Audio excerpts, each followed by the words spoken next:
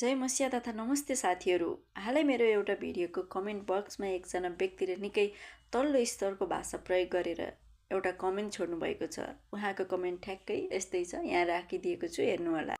दाजु, सुरुमा तपाईले मलाई साला पाखण्डी दुई माना चामलेर गाई खाने आइमेवी जस्ता शब्द प्रयोग गरेर जुन गाली गलौज गर्नुभयो, त्यसले तपाईको आफ्नो संस्कार र तपाईको विचार गर्ने क्षमता, तपाईको बुझाइ र तपाईको दृष्टिकोण र मानसिक परिपक्वता कति तल्लो स्तरको छ भन्ने कुरालाई छर्लङ्ग पारिसक्यो।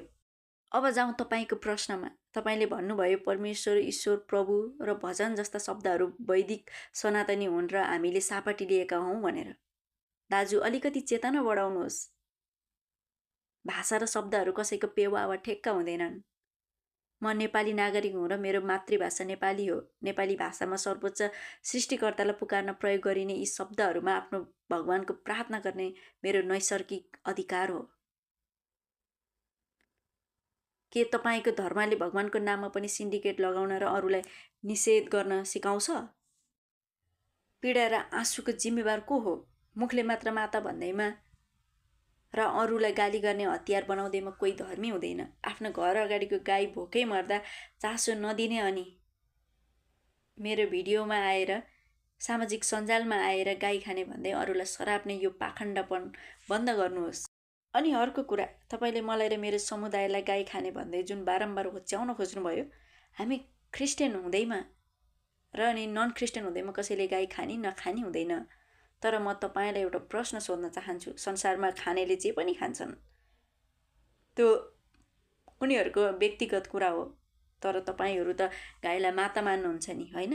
यदि गाई साँच्चै माता हुन् भने आज नेपालका सडकहरूमा प्लास्टिक र फोहोर खाँदै गाडीको ठक्करबाट छटपटाउँदै मर्न बाध्य भएका हजारौं गाईहरू कसका हुन्? गाईले दुध दिउन्जेल माता भन्ने अनि बुढो र बिरामी भएपछि सडकमा अलपत्र छोडिदिने अनि तिनीहरूलाई बेचबिखन गर्ने, मातालाई बेचबिखन गर्ने, व्यापार गर्ने को हुन्? त्यो अबोध जनावरले यदि गाईलाई साँच्ची नै माता मान्नुहुन्छ भने किन बेचबिखन गर्नुहुन्छ? तपाईले भन्नुभयो नेपालमा हाम्रो कुनै भाउ छैन। तर दाजु, आज तपाईँ र तपाईको परिवार जुन आधुनिक संसारमा बाँचिरहनु भएको छ, त्यसमा ख्रिस्टियनहरूको कति ठुलो योगदान छ। इतिहास पल्टाएर हेर्नुहोस्। हिस्टोरी पल्टाउन हजुरलाई जरुरी छ। नेपालमा सुरुमा आधुनिक अस्पतालहरू कसले खोल्यो? ख्रिस्टियन मिसनरीहरूले नै खोलेका हुन्। जहाँ आज तपाईँ वा तपाईको परिवार बिरामी पर्दा उपचार गराउन जानुहुन्छ, त्यहाँ आफ्नो फ्यामिलीको उपचार गराउन जानुहुन्छ। आफ्ना छोराछोरीलाई राम्रो स्कुलमा, इङ्ग्लिस स्कुलमा पढाउनलाई राम्रा लुगाहरू हाली दौडाउनुहुन्छ। त्यो अङ्ग्रेजी भाषा, आधुनिक शिक्षा प्रणाली पनि ख्रिस्टियन देशबाट आएको हो। कमाउनका लागि धेरैजसो नेपालीहरू कुन देश जान्छन्? तिनै ख्रिस्टियन बहुलियता भएका विकसित देशहरूमा जान्छन् र त्यहाँ कमाएर नेपालमा पैसा र आर्थिक उन्नति गर्छन्। र सबैभन्दा ठुलो विडम्बना त यो छ कि जुन मोबाइल र इन्टरनेट हातमा समातेर तपाईले मेरो भिडियोमा मलाई पाखण्डी भन्दै यो घृणा पोख्नुभयो। यो घृणा पोख्नुभयो नि। यो प्रविधि र सामाजिक सञ्जालका आविष्कार गर्नेहरू पनि ख्रिस्टियन देशकै वैज्ञानिक र नागरिक हुन्।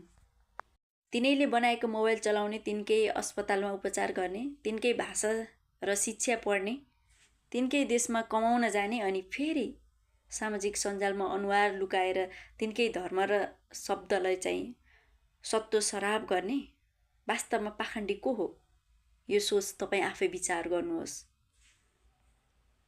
म एक ख्रिस्टियन हुँ र मेरो धर्मले मलाई कसैलाई गाली गर्न वा घृणा गर्न सिकाउँदैन।